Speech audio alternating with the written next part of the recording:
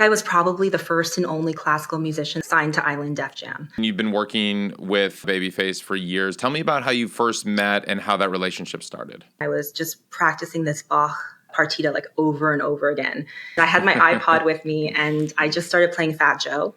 And I started playing my Bach over Fat Joe, and it was like working somehow. I love rap music. Like maybe I can combine these two things. And then I just became obsessed with this idea. And then I went to a Babyface concert by accident with a friend. And I knew all of his music, but I didn't know who he was. I met him very briefly. Then cut to a year later, he was performing in New York. And I thought, that's the only producer I've ever known or met in my whole life. And so I just Googled him. Well, I just typed in how to email Babyface. And his manager's email came up. And I was like, I have this idea of combining beats and classical music. I think classical music is so important. And I think this could be a way to reach a whole new audience. So I went on GarageBand, I did a demo, and he liked it. And so my mother and I flew to LA, and then he signed me the same day. And then that's it.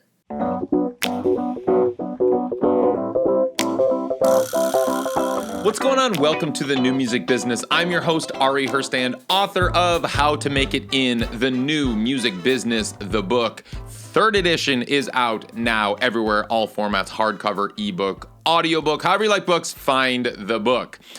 Today, my guest is Chloe Flower.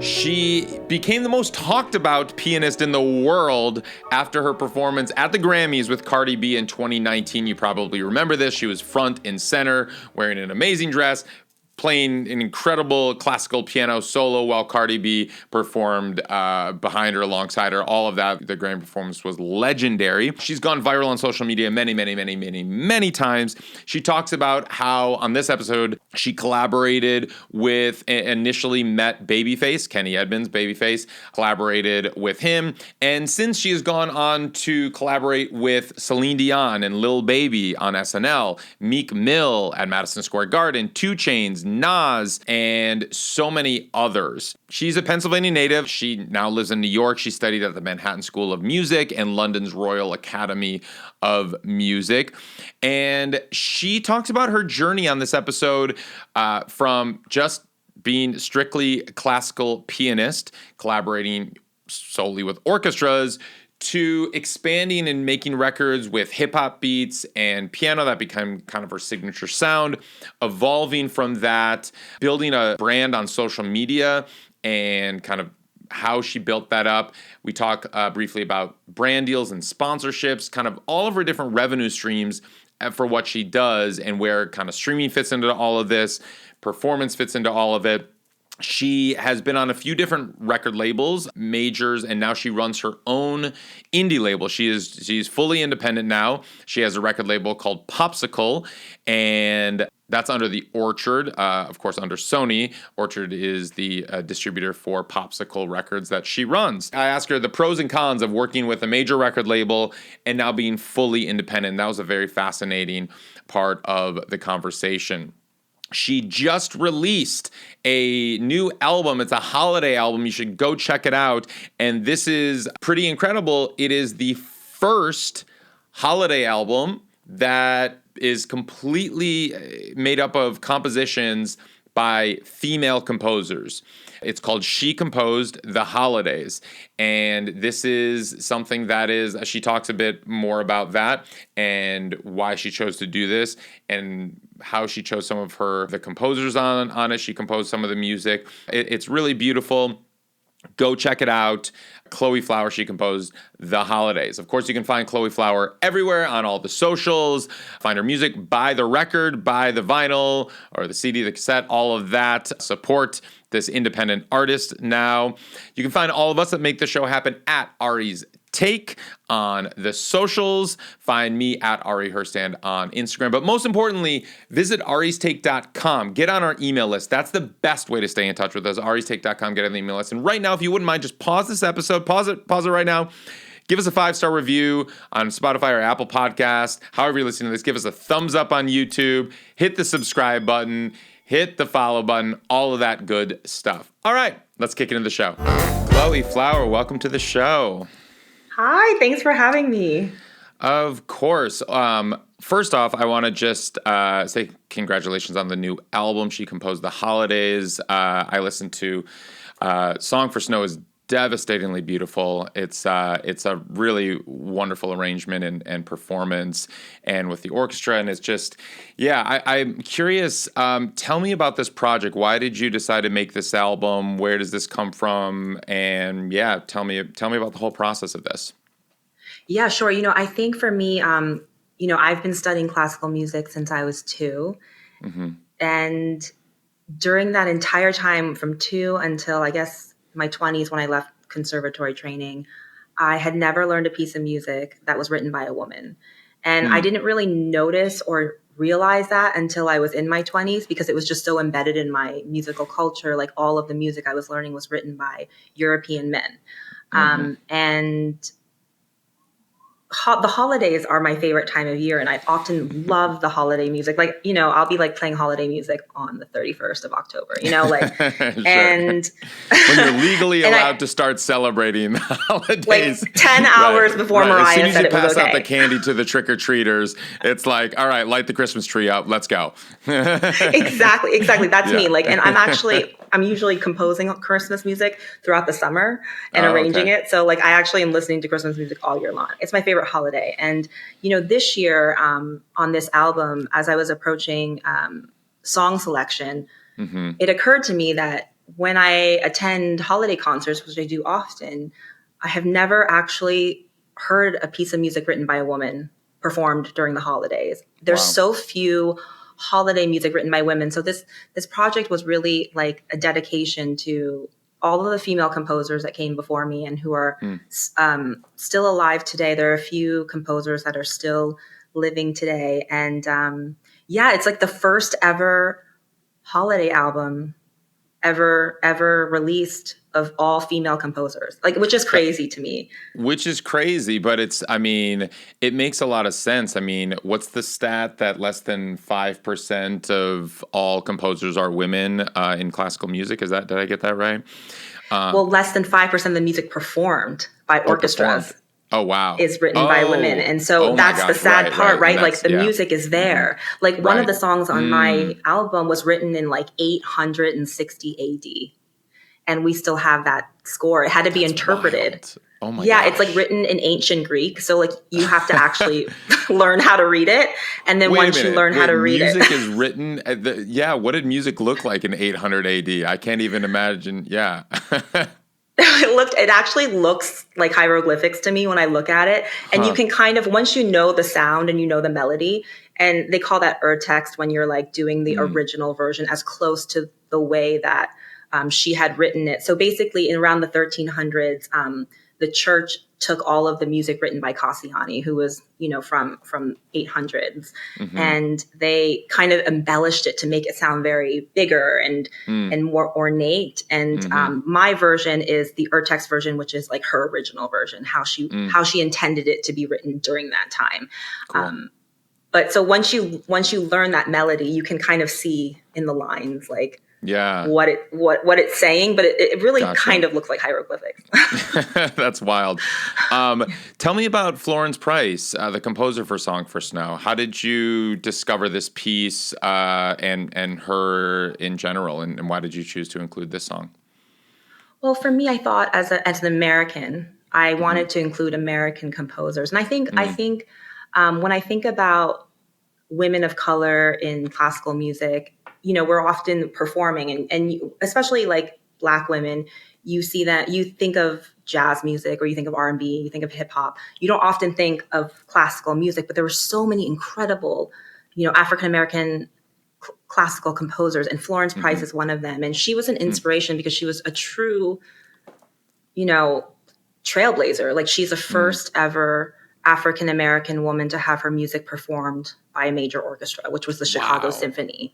Yeah. And it wasn't until, I think 1930s or something. So she's just, really I think, an important composer, and the fact that her music is here today, given all of the struggles, like she's from the Jim Crow era, so like, she's not just a woman, but she's a Black woman. Right. And so, I think it was important for me to not only honor her music, but the song, like you said, is so beautiful. And so much of her music was discovered in an abandoned attic after like a storm. A tree like landed on a house and they were renovating it. And they found all of these scores, including, I think, like a piano concerto that had never been published. So even though she wrote her music in the 30s, her music is not public domain. Wow. So, because it was just published in 2009, 2014. Oh, okay. So, okay. Yeah. So she's an important one.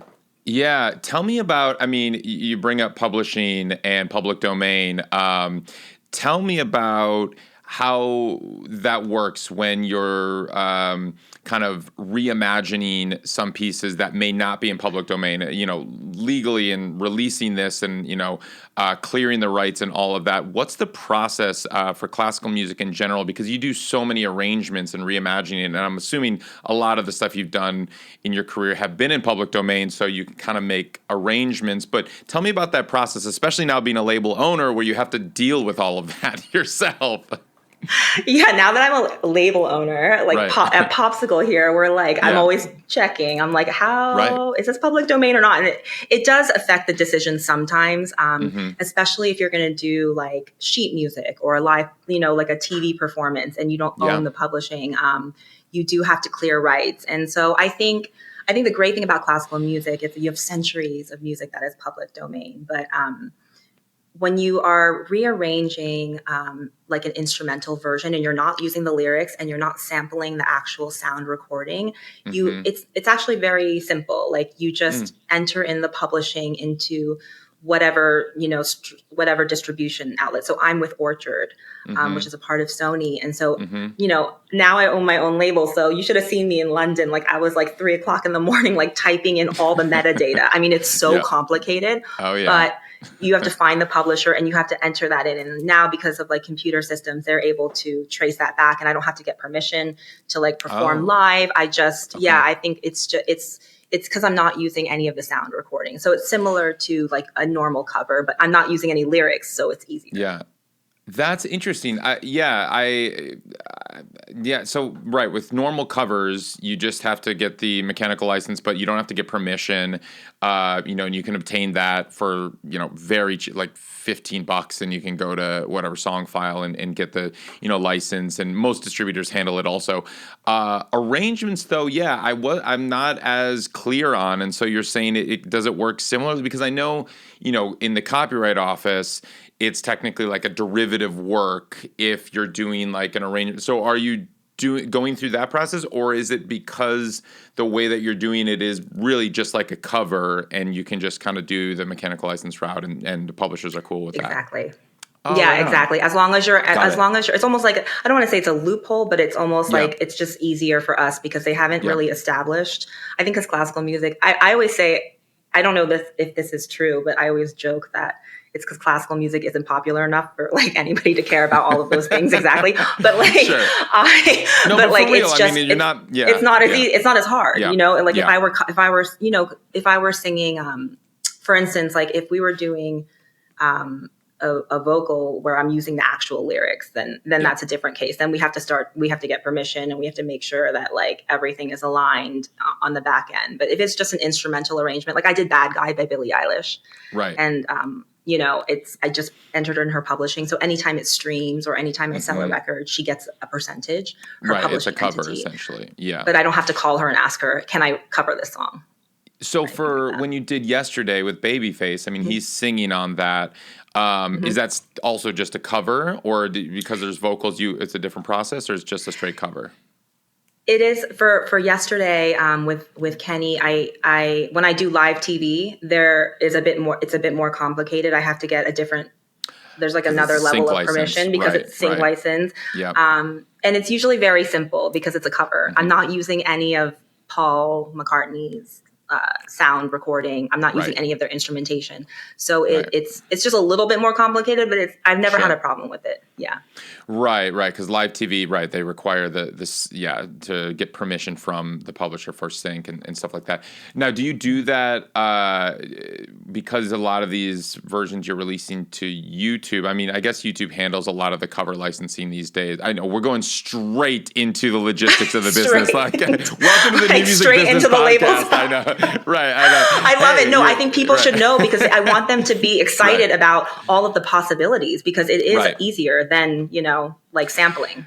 Yeah. So tell me about that. So because you put up so many of these versions to YouTube, you great, like you film all of these, a lot of them were with the orchestra. I mean, they're really well done. I mean, I saw that at Abbey Road and all these studios, and it looks incredible, and it's like really nice. You feel like you're right in the room with you and the orchestra, and with Kenny Edmonds there, and Babyface. I guess you call him Kenny. I don't know. Sorry, Kenny yeah. Edmonds, Babyface. Ben, you can call him Babyface. I'll call him Babyface. People don't know. No. People don't know. Kenny Edmonds, Babyface, same guy. But anyway, when you're kind of putting this up on YouTube, what's the process for you? Is it simply just upload it and then it gets pinged by their publishers and stuff like that? Or is there another process around that you have to work out to get it on YouTube and stuff? So with YouTube, it's similar. So I think because of all the metadata is all there, they know immediately. They know by the sound recording itself. This is Yesterday by Chloe Flower. This is not any other version of Yesterday. So when I stream on YouTube and when people stream our video, they get a percentage of any kind of streaming monetization that happens on YouTube. And I think YouTube is it's one of my favorite platforms for music, because it just allows you so much. You can do so much on YouTube. But, when you're watching my videos, I mean, I'm recording. Like, I'm like going straight from the booth, like making edits in my orchestration. Like, the horn is wrong. The flute is early. Where's the oboe? Right. And then I go down there and I play it and they record it. Like that take that you saw yesterday was one take. We did it once. And it's you're actually playing it in the room with them, and it is. And I mean, it looks like it, but he's singing right there, and it's all one take. Yeah. That's incredible.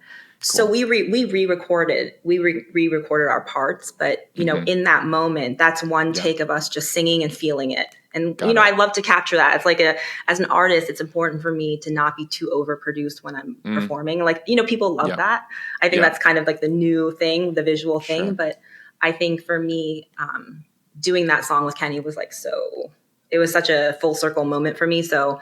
I wanted to have that one take. I didn't think we needed another one. So, I mean, we probably did for some of the angles were bad. With the video, there's always going to be, nothing can ever line up absolutely perfectly when dealing with all of that. But no, it looks great. It sounds great.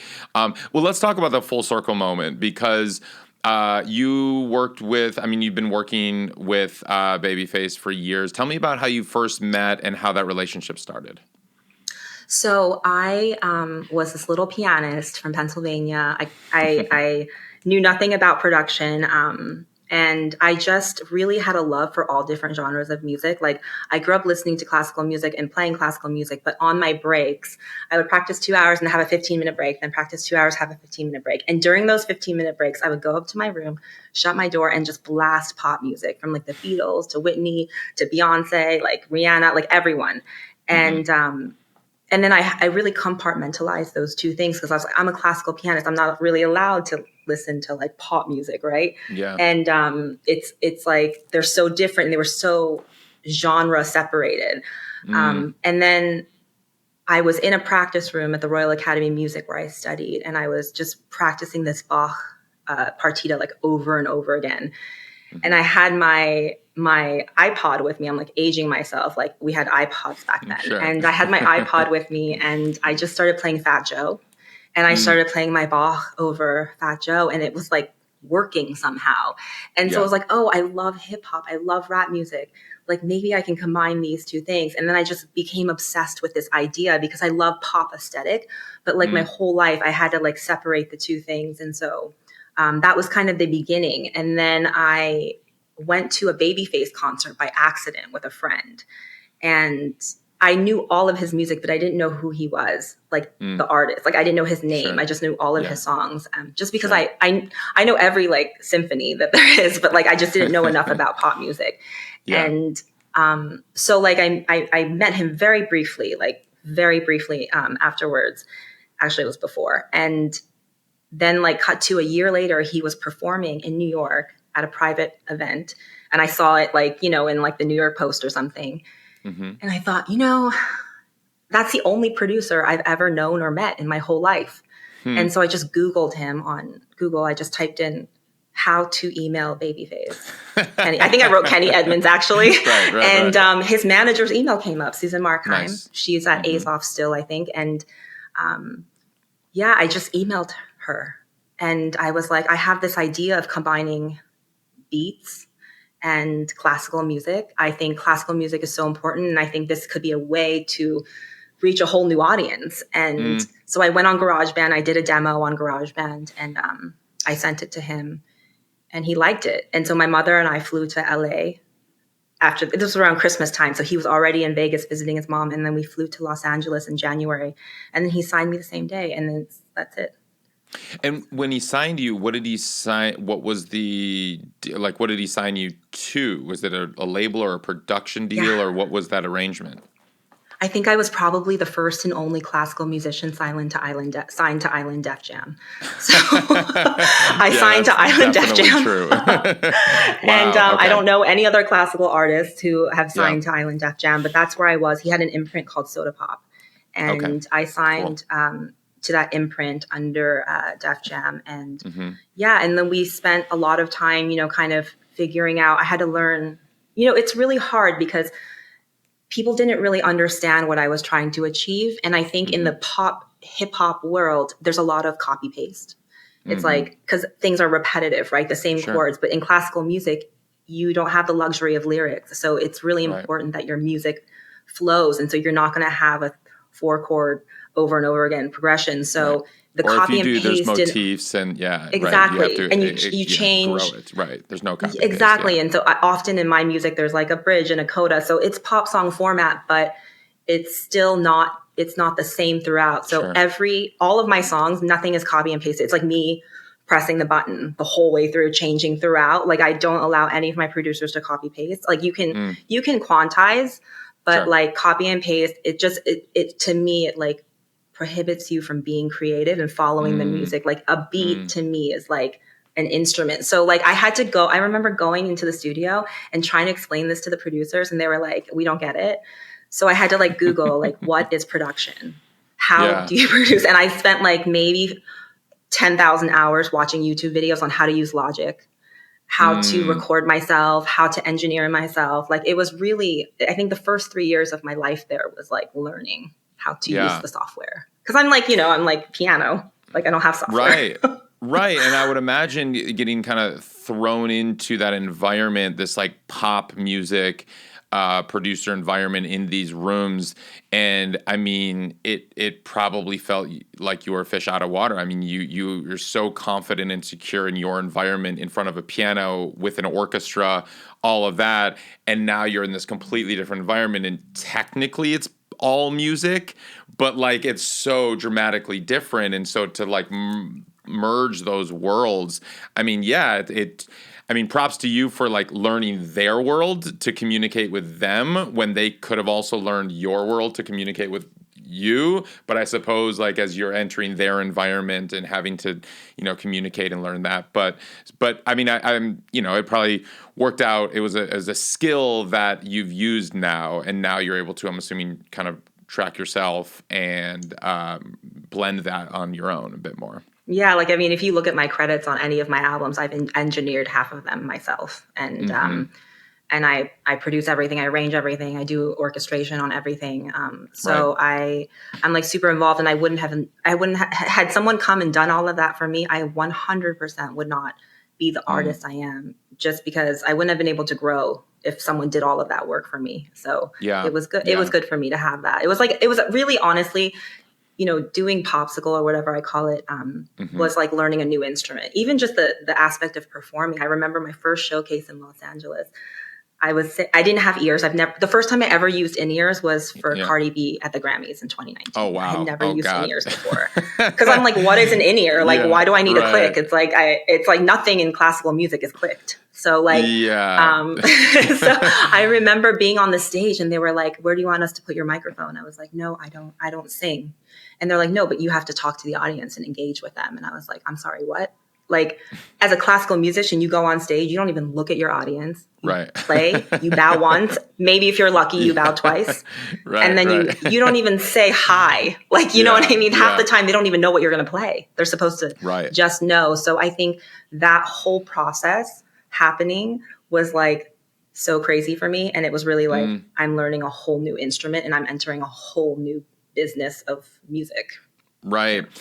So tell me, I mean, you mentioned the Grammy performance of Cardi B, which that went crazy viral, and you got on like all the news programs, and everyone was talking about that as kind of like, you know, stealing the show. And this was the 2019 Grammys and Cardi B's big breakout where she won everything, and it was an incredible performance. First time using in-ears, that's wild. How did that come to be leading up to that? Well, I think for me, early on, I really embraced social media as a platform. I think early in my Instagram career, when I first got Instagram, I didn't really post much. It was a lot of food pictures, but I think people looked at Instagram and social media as like taking away from the artist and taking away from the art form. It's a bit like shallow. But for me, I looked at it as a way. I was like, oh my God, now I don't need a label to put my music out, right? Like I now can experiment in short form videos in my living room. And I was just starting to do covers and like different styles of music playing over top of them. And Cardi and her team had seen my cover of Humble, Kendrick Lamar's Humble, and they really liked it. So they called me and asked me to do the Grammys. And I was like, but have you heard Money? It has 2 notes, E flat and E. Like there's not even a pad. I was like, I think you can get one of your dancers. I literally said no, because I was like, I can't do anything on that record. There's 2 notes. And I was like, I will do it if I can write like a solo. And so I wrote 3 solos for the song thinking they would keep one. And then they kept all 3. So it was great. I think that was what kind of helped me go viral, was having that solo moment in the beginning, obviously. Definitely. Right. If you're just sitting there playing E flat, I mean, it would be like, okay, cool. Does she know how to play piano? Or they just get somebody who like looks cool sitting by the piano, but so, I mean, that's wild. And it's like the power of social media from doing, you know, covers in your room to the Grammy stage. But I mean, you continued that. And I saw like, you know, and that was obviously pre-TikTok, and now like post-TikTok, you've done a lot of those videos. And I guess more kind of 2020, 21, and 22 a bit, you were doing kind of collaborating, or I guess playing how you play to pop songs, to hip hop songs, to the beat. And I know, you know, your records earlier, I guess 21, 22, you did more of that fusion, that like hip hop beats with classical piano and stuff like that. I've also noticed an evolution and kind of your record, your most recent record from earlier this year, I Love Me More, kind of going back to more of your classical roots, but also, you know, Questlove's on there, so that you got, you know, the live drums on one of those, but not as much leaned into that kind of hip-hop classical fusion. I'm just curious, tell me about this evolution over the years and kind of creating this album, and what was the intention behind this one? Yeah, definitely. I evolve so much. Even within each album, I'm always like evolving, right? Like I'll record so many different songs and choose, like when I start a project, I'm like a different person when I like am actually going to record. But I love hip hop. I love fusing hip hop beats in particular, especially like deep 808s with like Bach or anything very structured classical. I love that. And I think it was really special for me to be able to do that on my first album, because usually people play it safe on the first album and then they like work their way up into like the edgier things. And for me, I still love all of that music, and I still collaborate. So like I find that I fill that void through collaborating. Like I did, you know, my first collaboration in hip hop was Nas, but then more recently, like 2 Chainz and Sway Lee. And, you know, I'm constantly in the studio, like working with hip hop artists. Mm-hmm. But for me, my love and where my core is classical music. And Sure. so it was really the first album that was a departure from my core. And it's kind of me like returning back to the kind of music I love, because back then, I didn't know how to orchestrate the way I do now and to arrange. So like, I didn't have like a team of people that I could just call and be like, hey, like I need like 7 arrangements right now. That first record, everything is me. Like, wow. Every string you hear, everything is like me, and they're not even live strings. They're me playing string parts and automating them. Yeah. It's crazy. So like my automation, like the dots, I have like a gajillion dots, because in order for it to sound real, you have to like change it so much. And so for me, like as I grew as an artist, I learned how to arrange music. I learned how to orchestrate, and that allowed me to, really explore, film music and classical music in a new way, and reinterpret classical songs or reinterpret pop songs that I love in a classical way. Because ultimately for me, the goal is classical music. Like I want so many people around the world to be inspired to learn an instrument. I really believe that music education is one of the most important tools we have to creating an amazing, healthy, stable society and an empathetic society. And so people will be like, oh, I wish I stayed learning piano. Like people say that to me all the time. And so I just want to make sure that like people know me as an artist, I am a classical artist. And I really, my main goal in life is music education and inspiring people to learn an instrument. So that's kind of where I am now. And I'm in this phase of learning how to orchestrate. So like you'll hear a lot of that in my music. Like next album might be bossa nova. I don't know. Yeah. Cool. Well, like I did a couple of bossa nova house sessions recently. So the next album might be techno. Right on. Hell yeah. Look forward to it. So let's talk about the business, your business behind all of this. I mean, you went from Island Def Jam with Babyface and Soda Pop. Then you had you jumped to a label like with Sony. I think it was Sony Masterworks maybe. And then you now have your own record label, Popsicle. But outside of the recordings and even outside of just like record labels in general, because we all know streaming, unless you like are on a gazillion playlists or are going viral every week on TikTok or, have just a massive machine behind you, streaming is not really supporting many people's lifestyles, except kind of the very, very, very top. So I'm curious, how do you structure your business? Where are your various revenue streams for what you do? So you're absolutely right. For me, streaming is a very small piece of the revenue stream. So that's where I lean into social media. So basically, my social media has become my revenue. So I do, and I'm very particular about brands I work with. But when I work with brands, I only work with brands that I love, and I only work with brands that allow me to be me, like creatively. And so they're always music. They're always music like things. Like, so I did a campaign with Volvo, and I did a campaign with Krug, and they were both original composition campaigns. Awesome. And so that's really important to me. But that's where I really lean into social media as a revenue. And that money that I make, every dollar that I make from Instagram goes straight into the production, because it's not cheap to hire an orchestra. It's like I have to fly there. I have to rent Abbey Road is like so expensive, and like 55 players, a conductor. It's like there's so many layers, and then I have to get a different studio to fix any piano things, or I have to rent out another studio, and I have a choir on all my albums, so like then that's a whole nother piece, and so it's like I saw that video expensive. You posted. Yeah, I could either have this bag or I could have the English National Opera perform on my album because they're the same price, and you're in that. They were the same holding price. the bag. It's sad, right? And I chose the English National Opera. I don't have that bag. Good choice. It's still good choice. In the store. I don't know if ever. Yeah, good. That's self-restraint right there. But as a label owner, right, I have to make those kind of financial decisions. I can't be so cavalier, and I don't have my advance is like me. So, people will be like, well, what's the budget? Like, can you talk to your label? And it's like, I am my label. And even, I operated that way at Sony. I loved my team at Sony, but for me, I needed the freedom to release music at a faster pace, because when you're in like a label situation, especially like a public company like Sony, they have a certain budget.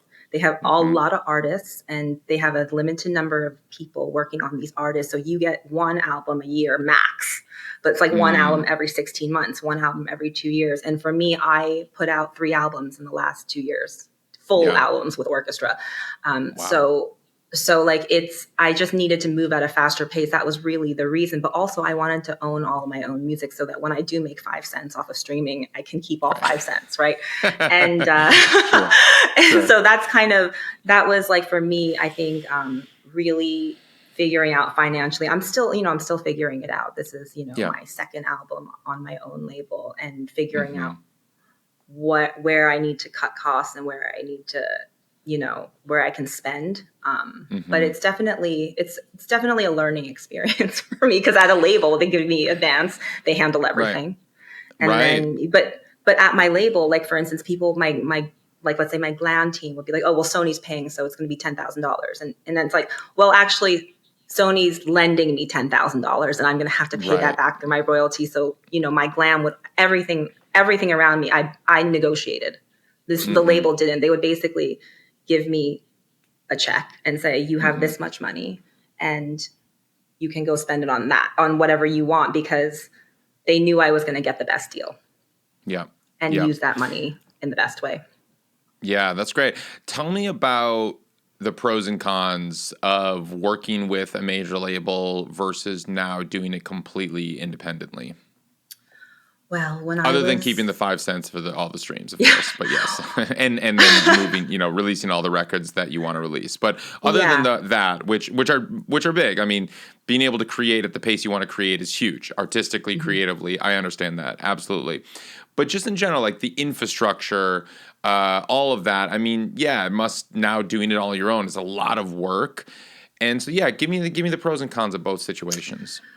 So I think the biggest pro that I miss from being at Sony is the community of a team, having like a whole team behind you. I remember performing, being like the only classical artist to be asked to perform at like the big Sony conference in Miami, because I had just done the Grammys, and like the president of Sony in Japan like loved me. And so he was like, I want her to play. And so having that community, I felt so like appreciated, but I also felt so respected as an artist. Like they allowed me to take a lot of risk, with my fashion, but also with my music. And so I really do miss that community and having the help. Like when I was, like I told you, when I was 3 a.m. in London inputting that metadata, there was someone at Sony who did that for me. I didn't have to do that myself. Like I can't ask my assistant to do that. I have to do it myself. And so that was really painful. But I do miss that. I think having the basic back end help, like for instance, my vinyl that's coming out, I had to do all of that myself. Like I had to figure out where all the texts go. I had to proofread everything. I had to do all of the photo shoots myself. I had to style myself. And so when you're at a label, you have people who can like help you, and they'll be like, oh, you don't have to go do the venue check. We're going to do the venue check for you. And like, or you don't have to do the contract, because we have a lawyer to do the contract for you. And so I think having the time to not worry about that was really, really helpful. And then, but on the other hand, you're constantly negotiating ideas with a label, right? So they're like, we really want you to record this song because we think it's going to stream really well. And for me as an artist, like thinking about choosing a song because it might stream well on a playlist is like, it's like soul sucking in a way. You know what I mean? Like I just want to write music and release music that I love and I want people to listen to. I don't want to think about like, is this going to make the new classical playlist on Spotify this week? Right. Because, and so that was, I think that is for me, I really like the freedom to make mistakes, put out the wrong song, because you just never know. Like I can put out a song that my label will be like, please don't put out that song. And it could pop off one day. Totally. I mean, that is kind of the benefit of the era. There's for all of the doom and gloom of the streaming era and how it's, devalued music and where, people aren't paying for music anymore. Absolutely. but it also gives people an opportunity to discover music at different times than they would have ever been able to before. You know, you don't have to have a tree fall on an attic to discover music these days that have long since been gone. I mean, you can just like, you know, go down a rabbit hole on YouTube or Apple Music or Spotify or whatever and find some amazing music. So that, I mean, that makes a lot of sense. Tell me about the team that you have now. Who is all part of the Chloe Flower operation? So I have an amazing team given how small we are. So I have myself and then I have my partner who I call him my boyfriendager because he's my boyfriend, but he's also like a manager. So he's like boyfriendager.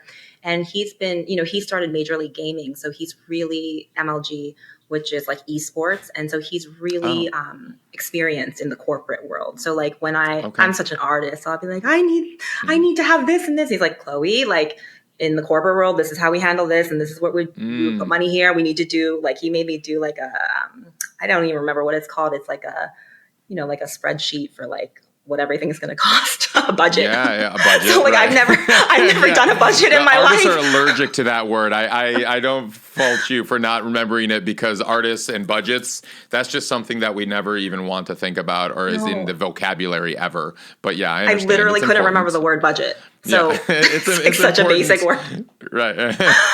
So I have him helping me with like budgeting and also like, you know, he deals with a lot of, you know, the communication between like me and Orchard, for instance. I have the most amazing chief of staff, Hannah. She literally is like, I call her my sister because she's my sister / assistant, but she's not really my sister, but she's like my sister. And she helps me so much. I mean, she's like, without her, I would probably be like in the fetal position right now, not doing this interview, crying about something.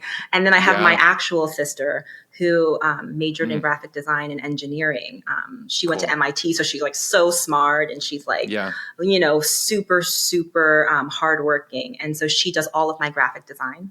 She does all of my fonts, all of my posters. And so I have Nick Patrick, who produced the last 3 albums with me, and he manages all of the communication between myself and the orchestra and myself and any orchestrators or choirs I use with how much they're going to charge and, you know, like scheduling studio time and negotiating days and rates. Cause like I had to outbid people sometimes. Like if I want to get into Air Studios on a certain day and someone else is holding it, I have to outbid them. And so he negotiates that for me so that I don't have to. Cool. Because I would be a terrible negotiator. I'd be like, okay, I don't know. But you know, just because I want to get it done and I really mostly care about the music. And so everything else to me is peripheral. But now I'm learning, you know, as a label owner, I'm learning how to really think about finances differently. But that's my team. That's it. That's awesome. And my publicist, Carlene, like she's amazing. She helps get the word out. But that's it. That's our team. That's great. And I mean, so closely knit, keeping it in the fam. I love that.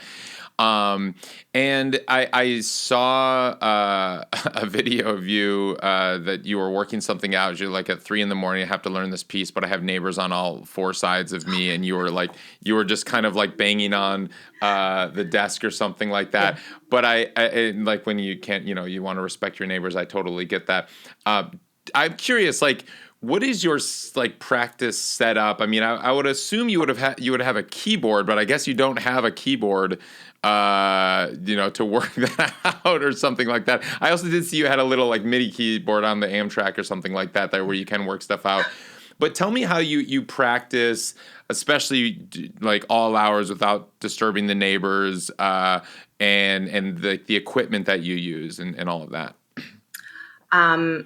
Yes, I definitely have a very strict rule. Oh my God, I just realized I forgot to mention WME, who was like a huge part of my team for touring, but you know, it's probably your too late. Agent. Like they're so like, they really are amazing. Like they negotiate all of my brand deals and they're the reason I have, you know, okay. Yeah, like on my touring. Got but it. No, that's major. I just like, it's like that moment when you're on the Oscars and you forget to thank like the director. It's like that's how I feel that's right huge. now. I appreciate you. I appreciate you mentioning them. We'll come back to it. I do want to talk about the brand deals and the on the agency side too. But okay, yes, cool. Important. Anyways, back to, what did you just ask me? Sorry. Oh, just like how you practice the Practicing. equipment and like even like the late at night. Like I said, I assume you have a keyboard, but I guess not. Is that a rule? I do. Like you don't practice? You do. Okay. I do. You just, yeah. Yeah. Okay. I have a keyboard, but I air practice a lot. It's something that I learned when I was 12 years old at the Manhattan School of Music. When I studied, my piano teacher told me that if I can't play it air practicing slowly, then I don't know the piece. It's actually really hard to like, so oftentimes when I'm like doing, like I did the Today Show, and I remember I like laid in bed for 3 hours and just like air practice in my bed and like visualize the keys, because it's the only way I know. It identifies like any problem areas. Like if you have a memory slip or in somewhere, if you can't remember a certain part of the keyboard, or you can't see it, or you don't know what your fingers are doing, that means you have to practice that part. That means you don't really know it. So I do that a lot, and I do that at night because it doesn't conflict with my neighbors. And so I do that a lot at night.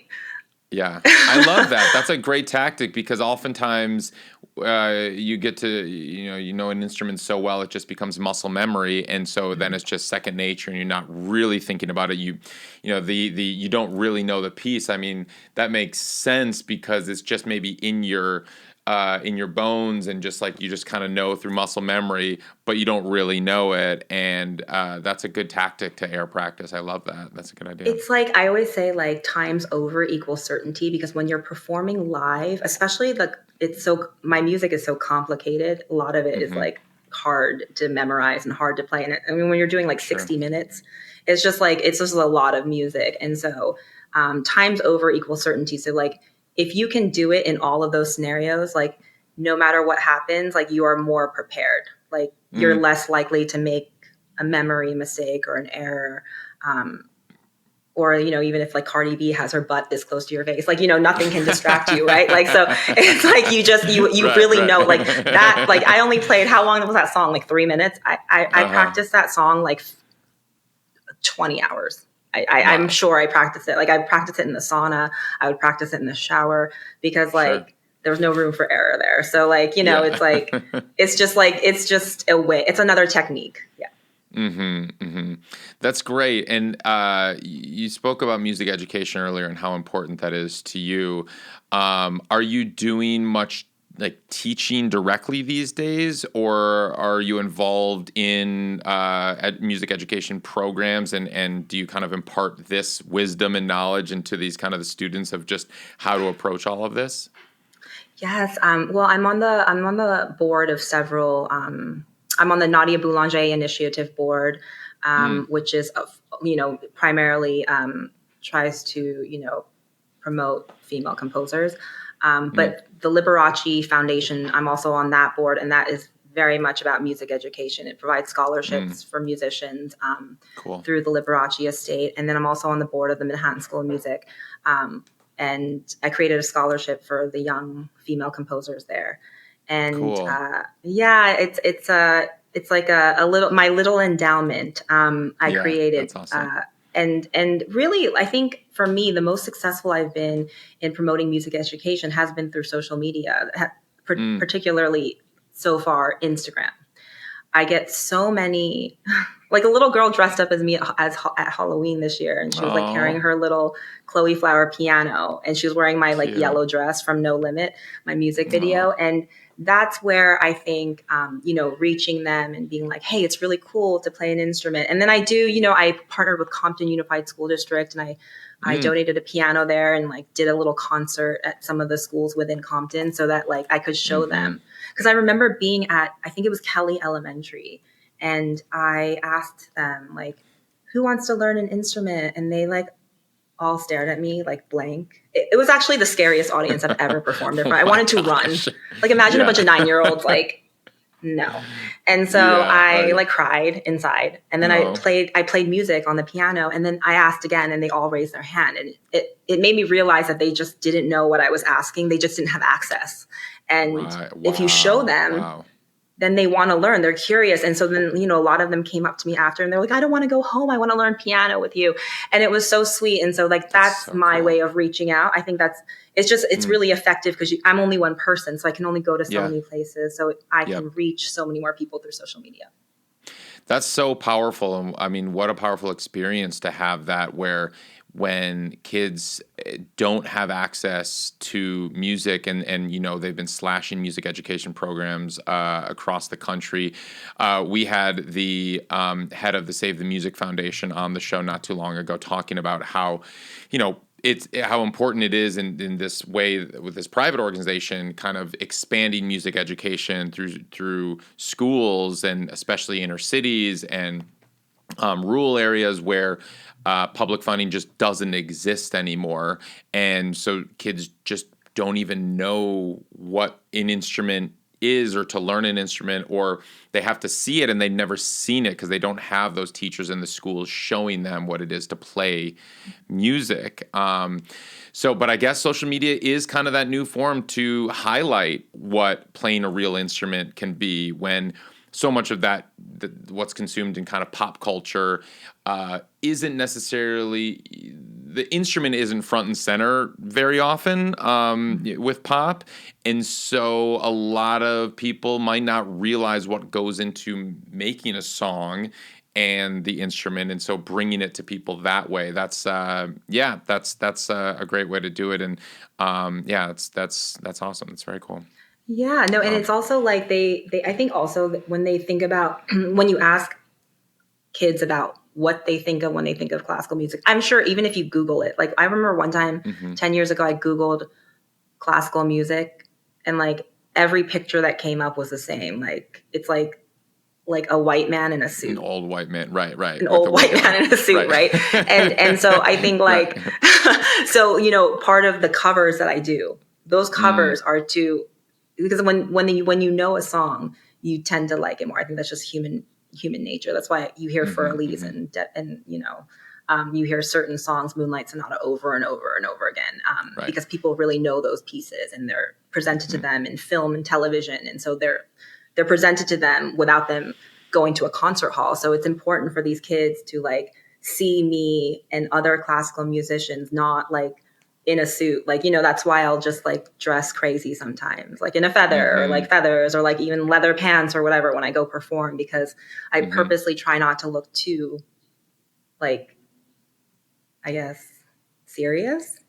I don't know, but it's a serious art form. Or traditional, and I mean, that's the juxtaposition, which is so important, especially just by the nature of what you do, and you kind of, especially highlighting women of color in this traditionally white male dominated field, and historically, that has been that way. So, just by the nature of you being there, regardless of what you wear, but that also can, push the boundaries a bit and make people question. I'm curious, when you do work with orchestras and you're going around the world performing with orchestras, what is that process like creatively, but also on the business?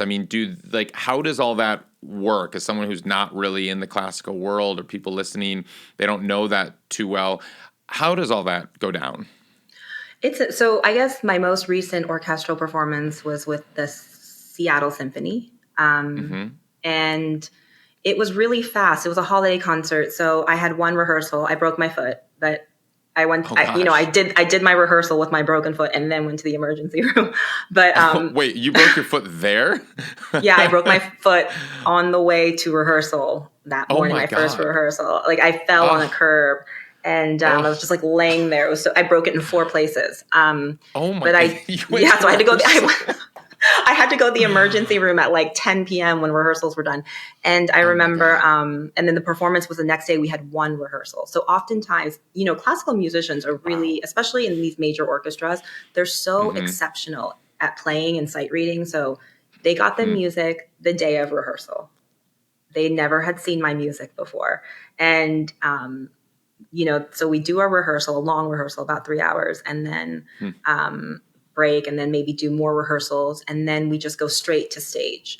And it's no ears. It's like live. You don't need ears because Yeah. you have a full orchestra. And I think the most complicated thing about me as a pianist performing with an orchestra is having to look at my hands, but also having to look at the conductor at the same time. It's not so it's, so it's following that. I think that's the most complicated part. But for me, I just like love performing with the orchestra. So I feel at home there. So I feel more uncomfortable on stage with Meek Mill at Madison Square Garden. Like, you know what I mean? I was like, there's a fight breaking out like as I was going on stage. Like the cops are there. There's like drinks everywhere. That's and so funny. So for me, like being in a classical concert, I actually feel more at home. But it's very quick, and it's like you don't get a lot of rehearsal. You're not doing it for the money. You're not getting paid a lot.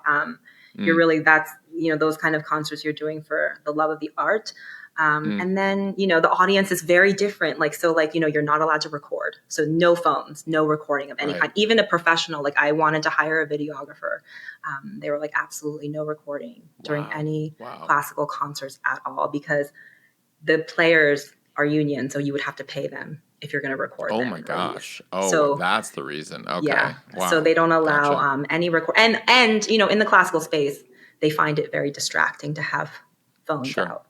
And so I'm not like that. Like, I'm like, do whatever you want. Like you can get up and dance, you can do whatever you want. Nothing really distracts me during a concert, but in the classical space, it's very like, we usually go over the scores with the conductor in advance, and then we decide like what the tempo is going to be because it's live. So like we have to set a tempo and we have to make sure we're aligned. So all of that happens the day before, and then we go straight to performance. It's like a day turnaround. That's wild. And how involved are you in the rehearsal process? Are you deferring to the conductor because it's their orchestra and they're technically in charge, but it is your music and your piece and you're the featured guest artist? What is that collaboration like with the conductor?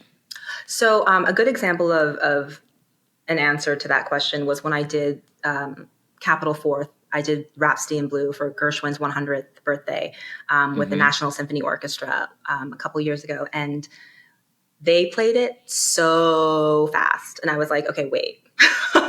I was like, hold on, like, can we do this section a little slower, this section a little faster? And so like, I think when you're a soloist, the conductor is always usually always, I've never experienced a conductor that pushed back on tempo, like, cause I never performed with Bernstein, but like, they usually adjust for you because you are the soloist. So you are technically the singer. So like they're your band essentially. So So they usually adjust their all of these musicality things like tempo and rubato and space create, because that's really where you need to be aligned, is like tempo and the space in between certain sections.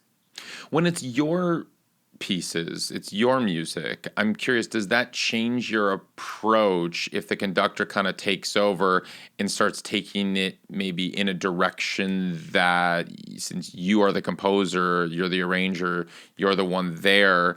Or do you like having someone reinterpret your piece even though you're sitting right there, and do you kind of surrender to that process? Oh, I'm so surrender vibes. I'm so like, as long as I can play it physically, I think, I think, also so far I've worked with people who are pretty aligned with me. I think, I haven't been in a situation where like it's been so off, but I wrote a piece for this album, and the Dance of the Caribou original piece. And I wrote it with Katie Jenkins, who, is a recent graduate of Juilliard. I met her during New York Fashion Week, actually. And we decided to collaborate on this project. And she and I really went back and forth about tempo. I was like, it's way too slow here. It's way too fast here. And then we finally agreed on a tempo for the demo. And then when we got to the recording session, the conductor, Jessica, she was like, I'm just going to do this. Like, we just realized, we're like, let's just see what she does. And so she took the whole thing a lot slower. And then we ended up loving it. And we were like, that was actually the right move. So I think, when I'm not when I'm not a conductor by profession. So I love to lean on the professionals to see what their approach is first. And then if I don't like it, then I can, redo it, right? But I never give parameters. I'm always like, well, this is my idea, but what do you think? Because I'm still learning. Like I'm not at that place where I feel like I'm always right.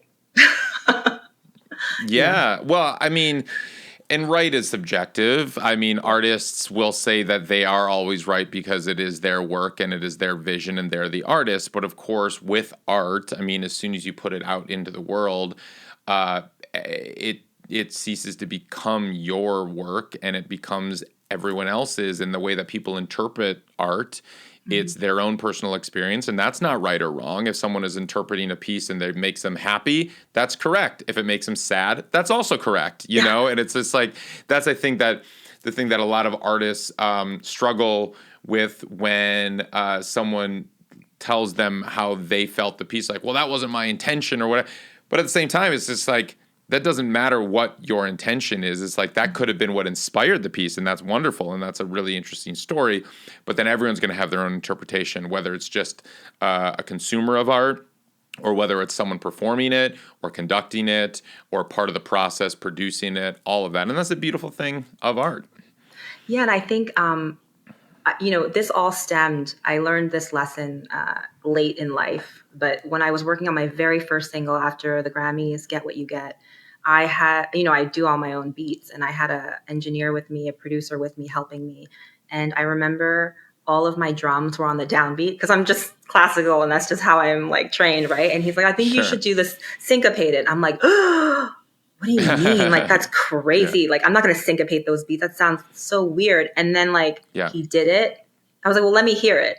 And so he did it. And I was like, I can never go back. I actually wake up in the morning sometimes, like years later, and I'm like, what if it was on the downbeat? Like, it would be a totally different, horrible song. And so, from that moment, I remember thinking like, okay, I need to be way more open-minded because I almost shut him down, but he pushed back. And so it was like, I was like, this is like my lesson that I'm so lucky that he pushed back, because if he were just another producer that just did whatever I wanted, I would have a totally different sound.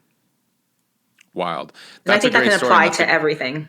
Absolutely. I mean, collaboration just in general of just how to work with people and being open to other ideas. Everyone has their own perspective and they're coming from different experiences and they're going to bring what they bring to the table. And it, because you don't have the same experiences as them, they're going to bring something you would have never thought of before. And maybe it feels uncomfortable initially, but that's kind of the fun of the process. Mm-hmm. And, that trained me, like, don't have demo ears.